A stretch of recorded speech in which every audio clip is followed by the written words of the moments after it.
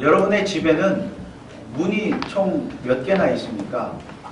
문에는 종류가 많이 있죠. 어느 집이든 출입문이 있고 방문이 있고 또 거라지 문이 있고 화장실 문이 있고 창고 문이 있고 그리고 창문도 많이 있습니다. 그러나 뭐니 해도 가장 중요한 문은 출입문일 것입니다. 왜냐하면 이 출입문이 사람이 안으로, 집 안으로 들어가고 나오고 할 수 있는 문이기 때문입니다.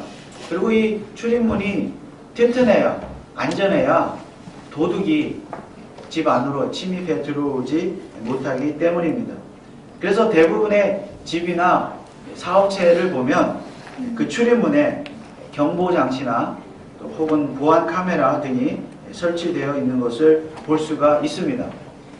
이스라엘은 BC 586년에 바벨론 제국에 의해서 나라가 완전히 멸망을 당했습니다. 이때 나라의 심장이라 할 수 있는 예루살렘 성은 물론 그 안에 있는 성전조차 다 불타서 사라져버리고 말았습니다. 또한 많은 이스라엘 백성은 바벨론의 포로로 잡혀갔습니다. 그러나 나중에 하나님의 은혜로 이 포로들이 자기의 조국 땅에 돌아오게 되었습니다. 우리가 아는 대로 스룹바벨과 에스라에 의해서 많은 포로들이 돌아와서 예루살렘의 성전을 다시 지었습니다. 그리고 이제 나중에 느헤미야가 예루살렘에 돌아와서 무너졌던 성의 성벽을 다시 세웠습니다. 이때가 바로 BC 444년이었습니다. 그런데 여러분, 이 예루살렘 성을 둘러싸고 있는 성벽의 길이가 어느 정도 되었는지 아십니까? 이 성벽의 길이는 약 3.7마일, 그러니까 약 6km 정도 되었다고 합니다. 과거 조선시대 이성계가 한양을 수도로 정해서 성을 건축할 때에 그 성의 길이가 약 11마일이었다고 합니다. 18km 정도 되었죠. 그 정도 되었는데 예루살렘 성은 그 한양보다는 약 3분의 1 정도밖에 안 되는 그런 작은 성이었습니다. 그러나 BC 5세기의 성이라고 했을 때 이 예루살렘 성벽이 그렇게 작은 성벽은 아니었다는 것입니다. 게다가 이스라엘 역사에 있어서 이스라엘 성은 굉장히 중요한 의미를 가지고 있기 때문입니다. 그런데 느헤미야가 이제 예루살렘 성벽을 공사할 때에 큰 변수가 생겼습니다. 특히 공사를 다 마무리하는 시점에 큰 변수가 생겼습니다. 이 성벽 공사를 반대하는 사람들이 느헤미야를 죽이려고 했습니다. 느헤미야 6장은 이 반대자들이 느헤미야를 어떻게 죽일까 음모를 꾸미는 이야기가 6장에 기록되어져 있습니다. 이때의 상황을 6장 1절은 이렇게 소개하고 있습니다. 6장 1절 말씀을 보면 산발락과 도비야와 아라비아 사람 게셈과 그 나머지 우리의 대적이 우리 성을 건축하여 그 퇴락한 곳을 남기지 아니하였다함을 들었는데 내가 아직 성문에 문짝을 달지 못한 때라. 여기 보면 성문에 문짝을 달지 못한 때라 그랬습니다. 이 말은 뭐냐면 공사가 이제 거의 다 마무리되었고 성문에 문짝만 달면 공사가 끝난다는 것입니다. 그런데 바로 그때 대적들이 느헤미야를 죽이려고 했다는 것입니다. 그래서 느헤미야는 끝까지 방심하면 안 되었습니다. 오늘날에도 사단은 우리 성도들을 넘어뜨리려고 미혹하려고 기회를 엿보고 있는데 정말 시시때때로 호시탐탐 기회를 엿보고 있기 때문에 우리 성도는 항상 방심하면 항상 깨어있어요. 특히 은혜를 받았을 때, 또 교회가 평안할 때, 교회가 부흥할 때, 뭔가 되려고 할 때 항상 사탄은 그때를 공격하려고 하기 때문에 우리는 그때일수록 뭐가 잘 될 때일수록 더 경계하면서 방심하지 말고 깨어 있어야 하는 것입니다. 그러나 느헤미야는 이 대적자들의 방해, 대적자들의 음모에도 불구하고 방해에도 불구하고 52일 만에 성벽 공사를 다 마무리했습니다. 그리고 나서 이 성벽을 관리할 사람을 임명했습니다. 바로 그 장면이 오늘 7장의 내용인데요. 7장 1절은 이렇게 시작을 하고 있습니다. 성이 건축됨에 문짝을 달고 문지기와 노래하는 자들과 레위 사람들을 세운 후에, 여기 보면 문짝을 달고 이렇게 나오죠. 문짝을 달았습니다. 그렇게 방해가 있고 자기를 죽이려고 했지만 느헤미야는 끝내 문짝을 달고 예루살렘 성벽 공사를 마무리했습니다. 그런데 여러분 6장 1절은 아직 문짝을 달지 않았다고 했다는 것을 기억하시죠? 7장 1절은 문짝을 달았다고 했습니다. 그래서 문짝을 다는 일은, 성벽 공사에서 문짝을 다는 일은 매우 중요합니다. 왜냐하면 아직 문짝을 달지 못했을 때에 대적들이 느헤미야를 죽이려고 했기 때문입니다. 문짝을 달지 않았을 때에 대적들이 공격해 왔기 때문입니다. 여기에는 대단히 중요한 영적인 의미가 있습니다. 즉, 문짝을 달지 못했다는 것은 문이 열려있다는 뜻이며, 이 말은 언제든지 대적들이 언제든지 문 안으로 침입해 들어올 수 있다는 뜻입니다. 공격해 올 수 있다. 언제든지. 물론 문짝을 달지 못했다는 것은 사실상 문이 없다는 뜻입니다. 그러나 문이 열려있든지 아예 문짝이 없든지 중요한 것은 예루살렘 성은 대적자들의 공격에 대해서 무방비 상태였다는 것입니다. 우리 성도의 신앙생활도 마찬가지입니다. 우리에게 문이 없으면 우리는 언제든지 사단의 공격을 받을 수 있습니다. 사단의 공격에 무방비 상태로 노출될 수밖에 없습니다. 그래서 우리도 문짝을 달아야 합니다. 문짝을 달지 않으면 우리의 성은, 우리 자신의 성은 언제든지 사단의 공격으로 무너질 수 있습니다. 아무리 성을 거대하게 짓고 성벽을 높이 쌓는다 할지라도 결국 문이 없으면, 문짝이 없으면 아무 소용이 없습니다. 사단은 바로 그 문짝이 없는 그 틈을 이용해서 우리 성도들을 공격하기 때문입니다. 베드로전서 5장 8절 말씀에 보면 근신하라 깨어라 너희 대적 마귀가 우는 사자같이 두루 다니며 삼킬 자를 찾나니. 문이 열려있는가 닫혀있는가, 문짝이 있나 없나 두루 다니면서 살핀다는 것이죠. 틈만 보이면 공격한다는 것입니다. 그래서 느헤미야는 문짝을 달자마자 무슨 일을 했습니까? 바로 그 성벽의 문을 관리하는, 성문을 관리하는 사람을 임명을 했습니다. 즉 문지기를 세워서 임무를 맡겼다는 것이죠. 오늘 읽은 말씀 10장 3절에 보면 문지기의 임무가 나와 있습니다.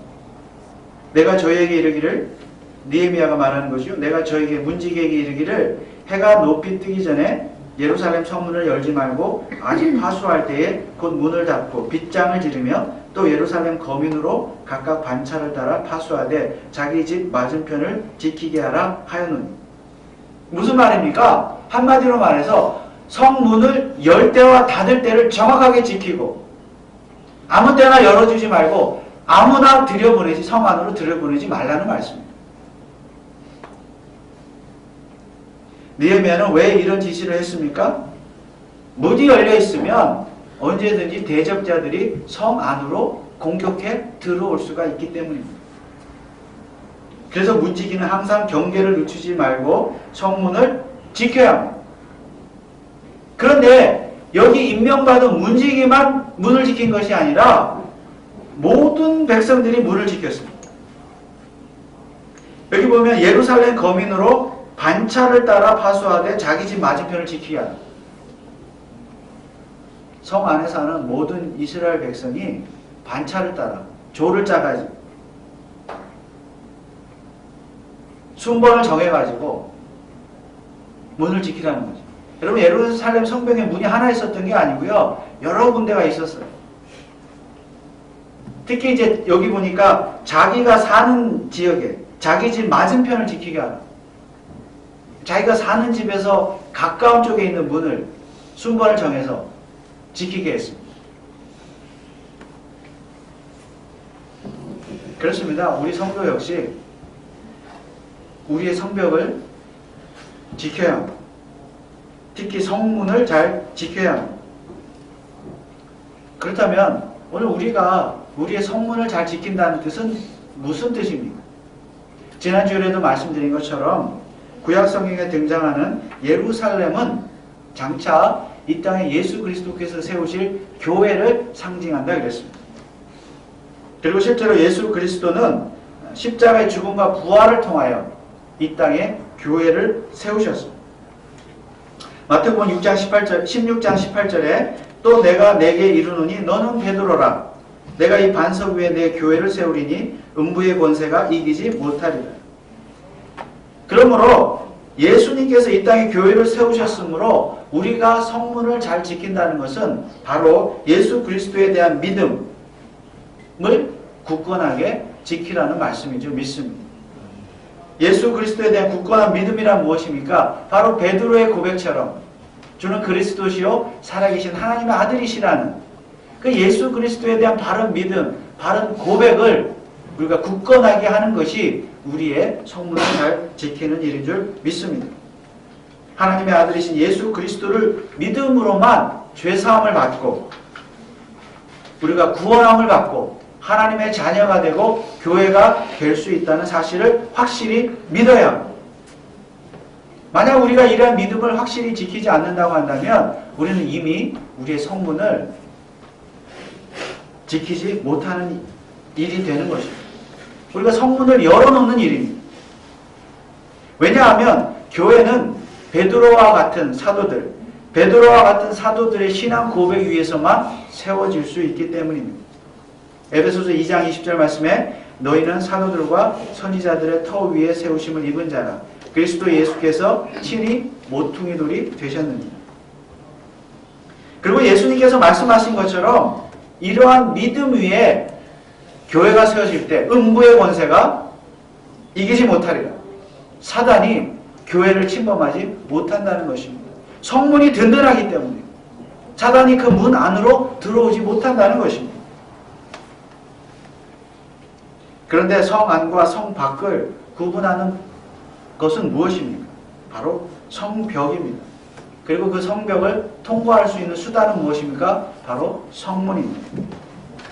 그러면 도대체 누가 그 성문 안으로 들어갈 수가 있습니까? 예수님께서 이렇게 말씀하셨습니다. 요한복음 10장 9절에서 내가 문이니 누구든지 나로 말미암아 들어가면 구원을 얻고 또는 들어가며 나오며 꼴을 얻으리라.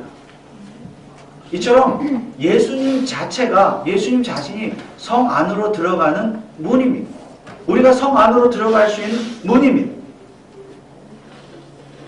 그러므로 예수 그리스도를 믿음으로만 우리는 성 안으로 들어갈 수 있음을 확실히 믿으시기 바랍니다. 여러분, 그리고 예루살렘 성벽에 몇 개의 문들이 있었습니까? 하나가 아니라 여러 개의 문들이 있었다 그랬습니다. 그런데 그 문들 중에서 이름이 양문이라는 문이 있습니다. 말 그대로 양의 문이에요. 예루살렘 성전의 성 안에서 제사를 지낼 때 필요한 그 양들을 성 밖에서 키워서 성 안으로 들여보낼 때에 바로 그 양의 문을 통해서 들여보냈습니다. 그래서 그 문의 이름은 양문이에요. 흥미로운 사실은 느헤미야는 이 문을 세울 때 여러 문들 중에서 이 양의 문을 가장 먼저 건축했다는 것입니다. 느헤미야 3장 1절 말씀을 보겠습니다. 때에 대제사장 엘리야삽이 그 형제 제사장들과 함께 일어나 양문을 건축하여 성별하고 문짝을 달고, 이 양문이 바로 그 문이에요. 양문을 건축하여 성별하고 문짝을 달고 또 성벽을 건축하여 한메아 망대에서부터 하나네 망대까지 성별하여. 이 양의 문이 있었다는 거죠. 거기도 문짝을 달았다. 그런데 예수님께서는 이런 말씀도 하셨습니다. 요한복음 10장 7절에 보면 그러므로 예수께서 다시 이르시되 내가 진실로 진실로 너희에게 말하노니 나는 양의 문이라. 이처럼 예수님은 예루살렘 성벽의 문이시되 특별히 양의 문이십니다. 그러므로 예수 그리스도야말로 우리 죄를 대속하기 위해서 그 양의 문으로 들어가신 어린 양이 되셨음을 확실히 믿으시기 바랍니다.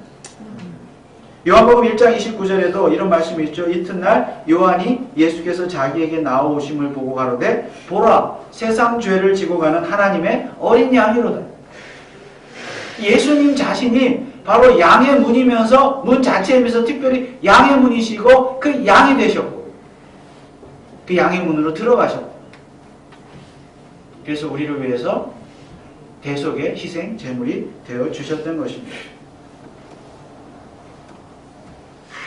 그러므로 이 어린 양을 믿는 자만이 그 양의 문으로 들어갈 수 있고 성문 안으로 들어갈 수 있는 것입니다. 요한계시록 21장 27절 말씀에 보면 무엇이든지 속된 것이나 가증한 일 또는 거짓말하는 자는 결코 그리로 들어가지 못하되 성 안으로 들어가지 못하되 오직 어린 양의 생명책에 기록된 자들 뿐이라.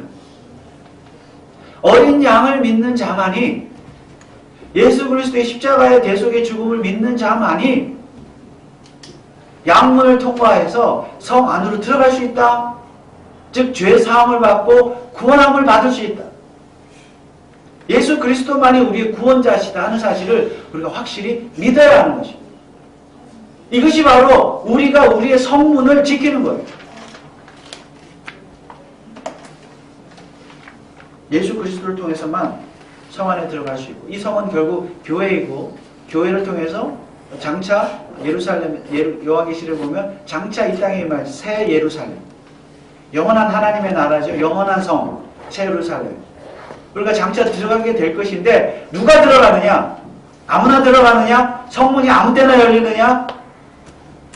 우리 어린 양이신 예수 그리스도 우리를 믿음으로만 영원한 성 예루살렘에 들어가게 되는 줄 확실히 믿으시기 바랍니다. 그렇다면 여러분 예레미야 7장에 여기 보면 많은 사람들의 이름이 나오죠. 이제 뒤에 여기 이 기록된 사람들의 명단 이름은 무엇을 뜻합니까? 7장 5절 말씀에 보면 이렇게 기록되어 있습니다. 내 하나님이 내 마음을 감동하사 귀인들과 민장들과 백성을 모아 그 보게대로 계수하게 하심으로 내가 처음으로 돌아온 자의 보게를 얻었는데 거기 기록한 것을 보면 하면서 이제 이름들이 쭉 나옵니다. 이름과 명수가 그 숫자가 나옵니다. 여기 나오는 이름과 숫자는 바로 페르시아로부터 1차로 포로 귀환을 했던 귀환자들의 명단과 숫자입니다. 한마디로 느헤미야는 성벽 공사를 마친 후에 포로 귀환한 자들이 몇 명이나 되는가 정확하게 인구조사를 했던 것입니다. 그리고 그 인구조사의 결과에 대해서 마지막 절인 73절 7장 73절은 이렇게 기록하고 있습니다. 인구조사의 결과 73절을 보면 이와 같이 제사장들과 레위 사람들과 문지기들과 노래하는 자들과 백성 몇 명과 느디님 사람들과 온 이스라엘이 다 그 본성에 거하였느니라. 본성 예루살렘 성 안에 들어갔다. 예루살렘 성 안에서 살 수 있는 자격을 갖춘 자들이라는 말씀입니다. 다시 말하면 이들은 어떤 이름이에요? 어떤 명단이에요? 바로 어린 양의 생명책에 기록된 명단들이라는 말씀입니다. 구원받은 자들입니다. 즉 이들은 모두 성문 안으로 들어갔는데 어떻게 들어갈 수 있었습니까? 성 안으로? 예수 그리스도를 통하여 구약시대입니다. 예수 그리스도를 믿음으로 미래에 오실 예수 그리스도 메시아를 믿음으로 그들은 성 안으로 들어가서 성 안에 살 수 있게 되었다는 말씀입니다. 그들은 이미 교회로 부름을 받았고 거룩한 성 예루살렘 안에 들어가서 살게 되었습니다. 그렇다면 여러분 오늘 저와 여러분은 이 거룩한 성 예루살렘 안에 들어가서 살고 있는 것이 분명 하십니까? 성 안에 거하는 사람들이 맞습니까? 만약 오늘 저와 여러분이 오직 예수 그리스도만이 우리를 죄악 가운데서 구원해 주실 어린 양이심을, 세상 죄를 짊어지고 가신 어린 양이심을 믿는다면, 확실히 믿는다면 오늘 이 느헤미야 7장의 이 명단 속에 저와 여러분의 이름도 분명히 포함되어 있는 줄 믿으시기 바랍니다. 이것은 결국 우리의 명단이에요. 우리 자신들의 명단이에요. 그래서 우리가 이 어린 양의 생명책에 내 이름에 내 명단이 확실히 들어가 있다. 이 구원에 대한 확신. 이 확신을 가지는 일이 뭐예요? 우리가 우리의 성문을 굳건하게 지키는 일입니다. 만약 우리가 성문을 잘 지키지 않으면 대적들이 언제든지 성문 안으로 들어올 수 있습니다. 특별히 오늘날 이 땅의 교회가 성문을 함부로 열어버리면 온갖 세속주의, 인본주의, 비성경적인 어떤 사상들이 교회 안으로 침투해 들어올 수 있습니다. 문을 함부로 열어버립니다. 이미 들어와서 교회를 혼란에 빠뜨리고 있습니다. 사실 사단은 이 성문을, 교회의 성문을 박살내기 위해서 얼마나 열심히 일하고 있는지 모릅니다. 이 사단은 예수가 양의 문이라는 사실 자체를 부인합니다. 예수만이 구원자가 아니라고 말합니다. 오늘날.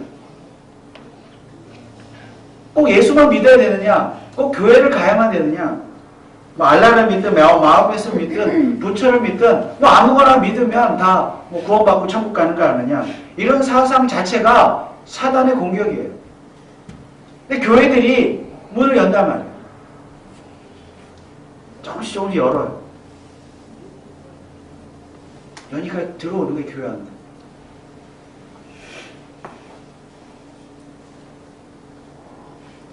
온갖 것들이 다 들어옵니다. 교회 안에. 잘 분별하셔야 돼요.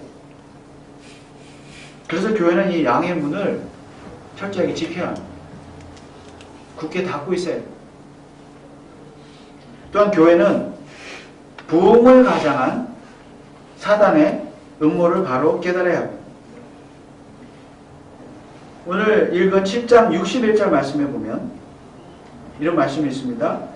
델멜라와 델하르사와 그룹과 앗돈과 임멜로부터 올라온 자가 있으나 그 종족과 보게가 이스라엘에 속하였는지 증거할 수 없으니. 무슨 말인가 하면요, 인구조사를 했는데 그들 중에 뭐 족보를 분실한 사람도 있을 것이고, 이제 이 포로 뭐 1세, 2세 뭐 될 수도 있고 하니까, 2세, 3세 될 수도 있고 하니까, 자기 조상들이 어느 지파였는지도 모르는, 조상들이 어디에 살았는지도 모르는 사람들이 많았다는 것입니다. 그래서 정말로 이스라엘의 혈통이 맞는지도 증명할 수 없는 사람들도 섞여 있었다는 것입니다. 그러나 어쨌든 그들도 지금 예루살렘 성 안에 같이 함께 살고 있습니다. 7장 64절, 65절 말씀에도 보면 이 사람들이 보게 중에서 자기 이름을 찾아도 찾지 못한 곳, 저희를 부정하게 여겨 제사장의 직분을 행치 못하게 하고 방백이 저에게 명하여 우림과 둠림을 가진 제사장이 일어나기 전에는 지성물을 먹지 말라 하였느니라. 제사장들 중에도 족보가 없는, 정말 제사장이 맞는지 확인할 수 없는 가짜 제사장들도 있었다는 것입니다. 그들 사람들 가운데. 무슨 말입니까? 성 안에 살고 있지만 평민이든 제사장이든 족보를 알 수 없는 사람들. 사실상 처음부터 성문에 들어와서는 안 되는 사람들이 성 안에 들어와 살고 있었다는 말씀입니다. 오늘날 교회 안에도 평신도이든 목회자이든 성 안으로 들어와서는 안 되는 사람들이 들어와서 함께 신앙생활 할 수가 있다는 말씀입니다. 그럴 수가 있어요. 왜냐하면 문이 열려 있으니까 뭐 일단 다 들어오죠.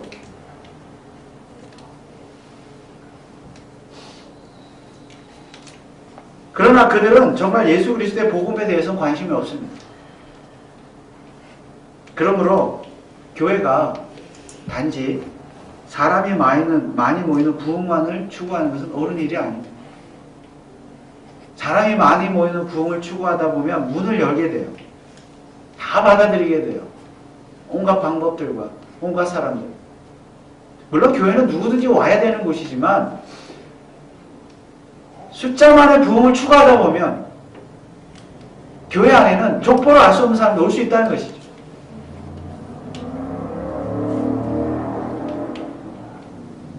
말 그대로 문짝이 큰 교회, 즉 크고 웅장한 교회당을 짓는다고 해서 건물이 크다고 해서 사람들이 많이 모이고 그렇다고 해서 그것이 꼭 부흥이냐? 그렇지 않다는 것이죠. 문짝이 크다고 교회가 부흥한 것입니까? 다만 하나님께서 정말로 성 안으로 들여보내실 자, 구원하시기를 작정하신 자, 우리는 알지 못하지만 정말 하나님을 사랑하고 두려워하는 자, 이런 자들이 성 안에 들어와야 그것이 교회의 참 부흥인 줄 믿습니다. 그래서 교회 안에는 항상 알곡과 가라지가 섞여 있는데 우리는 누가 알곡이며 누가 가라지인지는 알 수가 없습니다. 그러나 하나님은 아십니다. 그러나 정말로 성문 안으로 들어온 자는, 정말 들어와서 살기에 합당한 자는, 또 성문 안에 그렇게 해서 들어온 자는 성문을 함부로 열지 않고 성문을 잘 지키려고 노력합니다. 즉 교회가 교리의 순수성, 복음의 순수성을 지키는 일에 앞장섭니다. 또한 이 복음을 전하는 일에도 앞장섭니다. 또한 교회가 성도를 사랑하고 섬기며 구제하는 일에도 앞장섭니다. 하나님의 나라의 확장을 위해서도 누구보다 앞장섭니다. 정말 성 안에 살기에 합당한 자입니다. 무엇보다도 성 안에 사는 사람은 충성스러운 자이며 하나님을 경외하는 자입니다. 7장 2절 말씀해 보면 그 문지기들을 세울 때 이런 자격이 있었습니다. 10장 2절 말씀해 보면 내 아우 하나니와, 이 느헤미야의 동생이었던 것 같아요. 내 아우 하나니와 영문에 관한 하나냐로 함께 예루살렘을 다스리게 하였는데 하나냐는 위인이 충성되어 하나님을 경외하며 무리에서 뛰어난다. 충성스러운 자. 위인이 충성하다. 됨됨이가 충성하다. 그러면 하나님을 섬기는 일에 충성스러운 자. 그리고 하나님을 경외하고 두려워하는 자. 이들이 성문을 지켰다는 것입니다. 왜냐하면 성문을 지키는 일, 성문지기, 문지기는 정말 그 임무가, 그 사명이 막중하기 때문입니다. 우리가 교회의 문을 지킬 때, 교회가 진리를 지키고 교리를, 바른 교리와 복음의 순수성을 지킬 때에 우리도 역시 하나님 앞에 충성스러운 자들이 되어야 합니다. 또한 하나님을 경외하고 두려워하는 자들이 되어야 합니다. 하나님을 두려워하고 경외해야지, 사람을 두려워하고 경외하고 사람을 의식하면요, 그 문을 활짝 열어놓는 거예요, 사실. 우리는 정말 하나님 앞에 충성하고 하나님을 두려워하고 경외할 때 사단의 공격으로부터 교회를 바르게 지킬 수 있을 줄 믿습니다. 우리가 살고 있는 집이나 사업체의 출입문을 튼튼하게 하는 건 물론 중요합니다.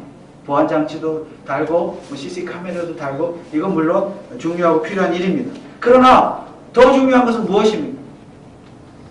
우리의 믿음, 우리의 신앙, 우리 자신의 믿음의 문을 더 튼튼하게 세우고 더 잘 지켜야 될 줄 믿습니다. 그래서 바른 성경관을 가져야 돼요. 바른 신학과 바른 교리를 가져야 돼요. 여기서 흔들리면 이 문을 열게 되면요, 아 이것도 그런가 저것도 그런가 열게 되면요, 결국은요 우리는 세속화될 수가 없고 자유주의로 나갈 수밖에 없습니다. 오늘날 교회가 자유주의가 되고 세속화된 이유가 뭐예요? 조금씩 문을 열다 보니까 세상의 지식과 철학과 이성과 과학과 모든 것에 대해서 조금 문을 열다 보니까 그냥 이게 다 들어오고, 그러니까 다 내준 거예요. 다 내준 거예요. 성경까지 다 내준 거예요. 그 성경을 안 믿는 거잖아요. 수요 기도 때도 말씀드렸지만 성경에 나타나는 초자연적인 어떤 기적과 이적의 역사들을 믿지를 않아요. 예수님의 동정녀 탄생, 성육신, 동정녀 탄생, 십자가에 죽은 부활조차도 믿지를 않아요. 문을 열어주다 보면 그렇게 돼요. 우리 신앙의 문을 잘 지켜야 돼요. 교회도 마찬가지예요. 교회 문 역시 튼튼하게 만들고 잘 지켜야 합니다. 사단의 공격을 막기 위해서는 그야말로 교회의 문을 크고 튼튼하게 만들어야 합니다. 그리고 우리가 그 문을 지켜야 합니다. 저와 여러분이 지켜야 합니다. 그러기 위해서는 우리는 충성스럽게 하나님 앞에 교회를 위해서 충성해야 하고 하나님을 두려워하고 경외해야 합니다. 그런데 어떻게 그렇게 할 수가 있습니까? 느헤미야는 성벽 공사를 마무리한 후에 에스라를 통하여 율법을 다시 백성들에게 가르쳐 주었습니다. 하나님의 말씀을 가르쳐 줬습니다. 그러고 나서 그 느헤미야 뒤에 보면 백성들이 율법을 들은 다음에 뭘 했습니까? 회개하며 기도했습니다. 죄를 회개하며 기도했습니다. 절기도 지키면서. 그리고 느헤미야 자신이 기도의 사람이었습니다. 그러므로 결국은 우리가 어떻게 하나님을 충성할 수 있고 경외할 수 있느냐, 하나님께 충성할 수 있느냐, 말씀과 기도입니다. 그래서 우리가 달아야 될 문짝은 뭐예요? 교회의 문짝은 말씀과 기도입니다. 말씀의 문짝, 기도의 문짝을 튼튼하게 세워야 합니다. 이걸 튼튼하게 세우면 교회는 끄떡 없습니다. 우리 진리를 지킬 수 있습니다. 바른 복음을 선포할 수 있습니다. 하나님 나라를 확장시킬 수가 있는 것입니다. 그러므로 오늘 저와 여러분들이 개인적으로, 가정적으로, 그리고 교회적으로 이 말씀과 기도의 문짝을, 큰 문짝, 튼튼하고 큰 문짝을 닮으로 말미암아 사단의 공격을 능히 막아내시고 이기시고 믿음으로 승리하시는 저와 여러분들 되시기를 주님의 이름으로 축원을 드립니다. 기도하겠습니다. 하나님 아버지, 느헤미야가 아직 문짝을 달지 않았을 때에 사단의 공격, 대적자들의 공격을 받았습니다. 그러나 이제 문짝을 단 이후에 문지기들을 세웠고 그 문지기를 통하여 성벽과 성문을 튼튼하게 지킨 줄 믿습니다. 그 안에 들어가 있는 사람들은 어린 양이신 예수 그리스도를 통하여 구원받은 하나님의 백성인 줄 믿습니다. 오늘 우리가 예수 그리스도를 통하여 믿음으로 성 안에 들어간, 교회 안에 들어간, 교회로 부름을 받은 하나님의 자녀가 된 줄 믿습니다. 그렇다면 이제 사단은 지금도 우리를 우는 사자처럼 집어삼키려고 둘을 찾아다니며 빈틈에, 문의 빈틈을 찾고 있는 이때에 우리가 말씀과 기도의 문짝을 튼튼히 달아서 우리 개인이나 가정이나 교회가 이 땅에 사단의 공격을 능히 막아내고 물리치고 바른 진리, 바른 성경, 바른 교리를, 바른 신학을 지켜나가는 이 시대에 아름다운 교회와 성도들 될 수 있도록 축복하여 주옵소서. 감사를 드리오며 거룩하신 예수 그리스도의 이름으로 기도하옵나이다. 아멘.